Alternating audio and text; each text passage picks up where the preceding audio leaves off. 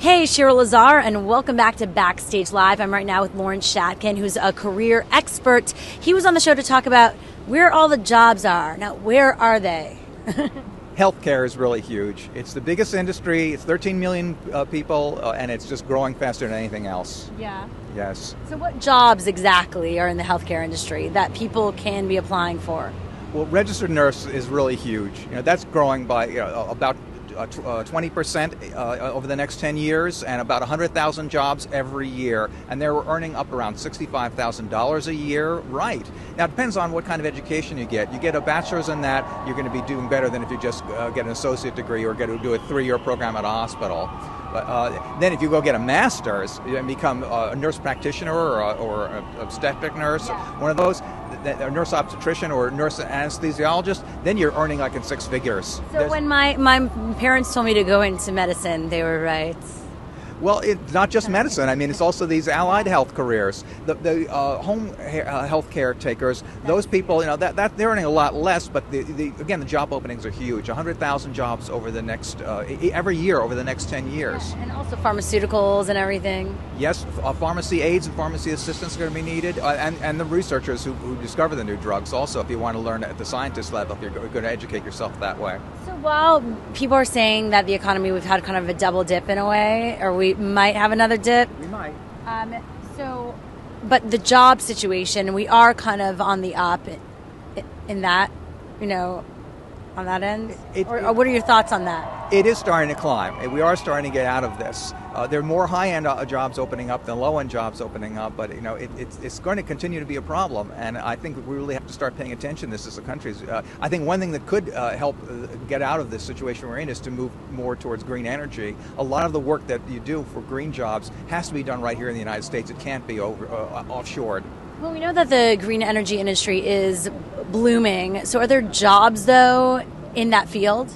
Well, you're starting from a fairly small base, so it could be growing very rapidly, and yet there aren't as many jobs as there are, say, in healthcare, where you're starting with a very large base of people who are already doing it. So the turnover, there's just in turnover, there are a huge number of jobs in healthcare. Yeah. All right. So but beyond healthcare, are there any other fields that you would recommend?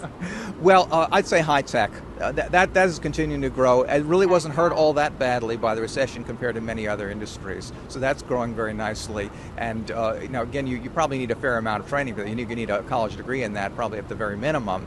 Now, another thing is construction. Now, that tends to go up and down with the economy a great deal, and it took a really bad hit in this last recession, particularly because housing got so badly hit in this recession. Yeah. But it is starting to come back, and the stimulus has helped in that a great deal, because for all the road construction is being done with stimulus dollars, and insulating and some other kinds of construction work that are being funded with stimulus dollars, and it's going to pick up because there's always a need for new roads and for new buildings. Yes, trust me, I hit too many potholes in Los Angeles.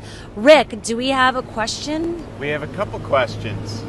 The first one is, are jobs in the healthcare sector in danger of filling up? And if that happens, what would happen to the people who are in school right now for health in the health sector? Well, it's almost not in danger of filling up. It's not an endangered species, Rick. Okay. It's not. There really there aren't turning out enough nurses to fill the demand. Yeah. And in fact, we're raiding other countries to get nurses from other countries because there aren't enough people who are being turned out. Part of the shortage is just a shortage of nursing instructors that we have now.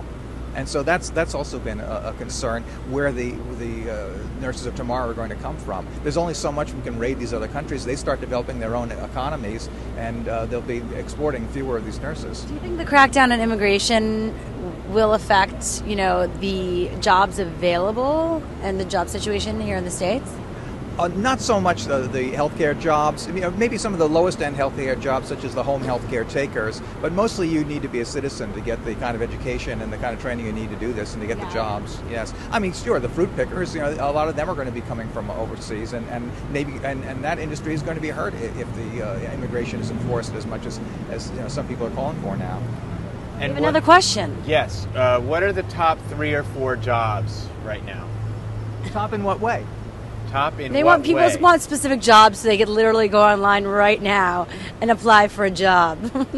Well, I'd say again, home health care aides. That it pays only about $10 an hour. But First, you need an education in it. You can't just apply, probably, or how? To be a home health care aide, you really can be trained on the job. You really don't need a great. We're not talking about doctors. We're talking about people who help people get in and out of the shower. Yeah. People who the most they might change a surgical dressing or something like that. Then they're really not nurses. They're not trained in medicine. They might remind a person to take the meds. They might help a person get out of bed.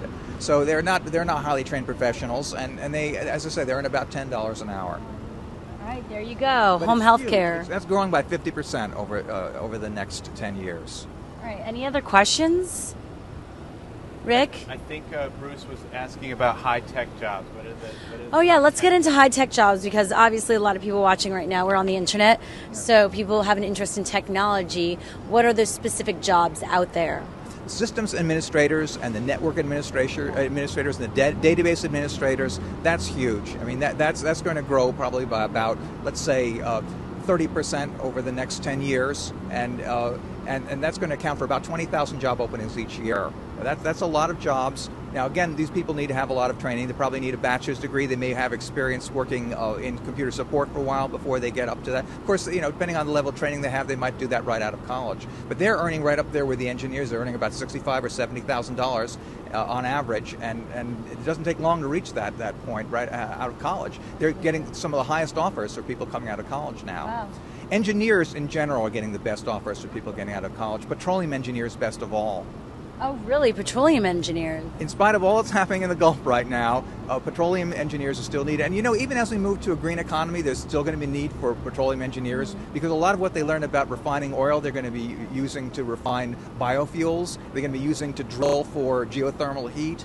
So some of those same skills will be used. Yeah, so a lot of those people that might have been even in petroleum or gas might even move on over to clean energy.